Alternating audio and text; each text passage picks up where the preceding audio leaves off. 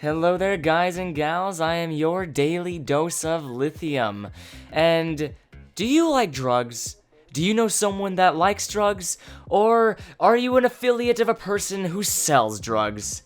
If you are any of those things, then I know the place for you. It is Mexico, because that's where I've been this entire time. That's why I haven't put out any videos for about a week. I've been in Mexico. I've just been enjoying life, enjoying spring break down there, even though I'm taking a year off. But it was enjoyable. But that's not the point of this video, alright? The point of this video is to tell a story. A well-crafted story. A story about, even once again, my younger days of high school. So, let's get it straight, alright? Back when I was ending my junior year, I was in a relationship with a girl named... what should we call her? Alright, I got it. Let's just call her Diabla, alright? Her name was Diabla. She was basically the female devil, if that's the way you say it. But back to the point, when I was going out with Diabla, there was one thing that I recognized. Her mother, in the nicest way of saying, was a grade A bitch. Her mom was not a nice person, and that's just putting it lightly. And I knew that I wasn't going to be able to see Diablo while I was on summer vacation because her mom would never let her leave the damn house. I couldn't even call this girl. Her mom monitored everything. She didn't even have internet access. It was in the middle of the butt-fuck nowhere. So I said, alright, Diablo, I will run to your house one night this summer.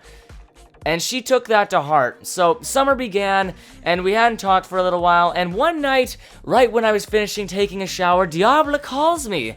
And she's like, hey, so, remember how you said you were going to, just run up to my place one night this week, one night this summer, and they say, yeah?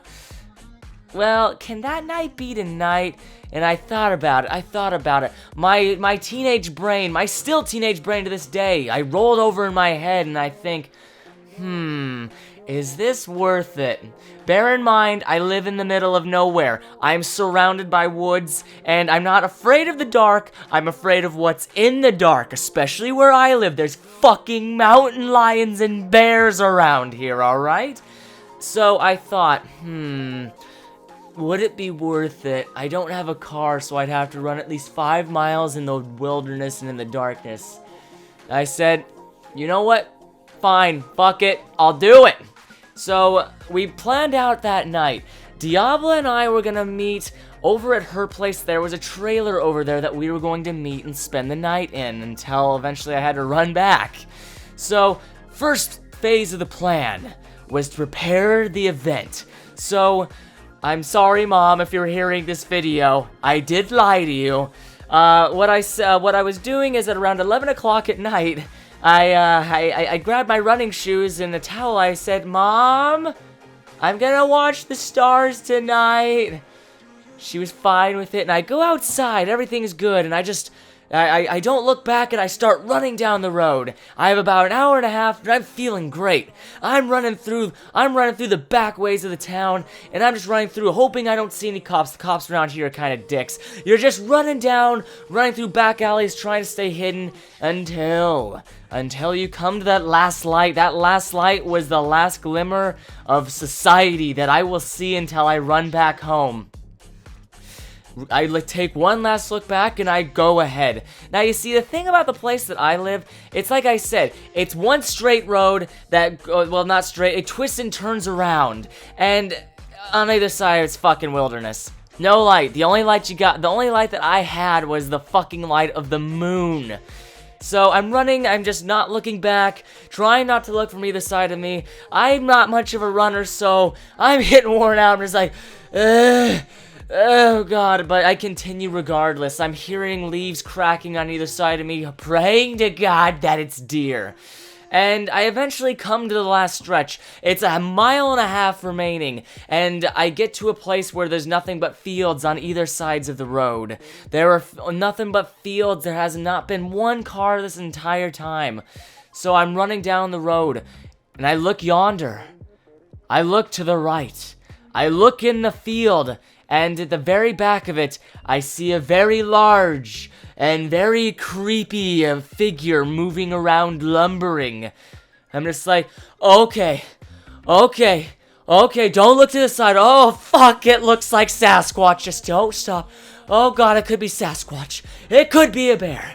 I don't look back, and I continue trudging forward.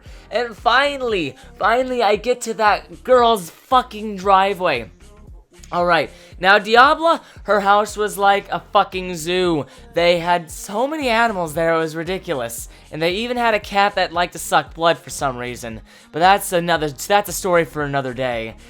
Diabla had dogs. Alright, and these were guard dogs. They had a gravel driveway that went for about a quarter of a mile. What happens when you walk on gravel with shoes? It fucking crunches. So I'm walking down this gravel degrade as quietly as possible, but to no avail. I mean, those fucking dogs have good ears. I'm just trying to walk, being quiet, but barely as I take my first few steps, the dogs start barking. And not only do they start barking, they're not chained. They start running towards me. They're snarling. It's terrifying to see a fucking mastiff running at you snarling. It's a good thing that I had known the dogs beforehand. So I make my way down there trying to calm the dogs down, and I eventually see Diabla at her house putting things away. And Diabla, I see the trailer that Diabla had mentioned. So I go into there, or at least I go near it, and Diabla enters. I knock on the door, and she greets me with a soda. Soda and peaches. After running 5 miles in the darkness, being attacked by very fluffy, ferocious dogs and seeing Bigfoot, those peaches were the best damn things I'd ever seen. So, that night, Diabla wanted me to watch The Notebook. I've never seen The Notebook, and I still never have. Now, there's one thing about Diabla, it's like I said, if you're watching this video, you know who you are, and I don't mean any disrespect.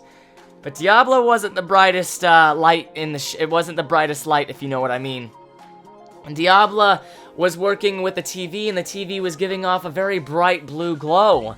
And I pointed out, so if the TV's giving off that bright glow and say your mom gets up, is it possible she could see that?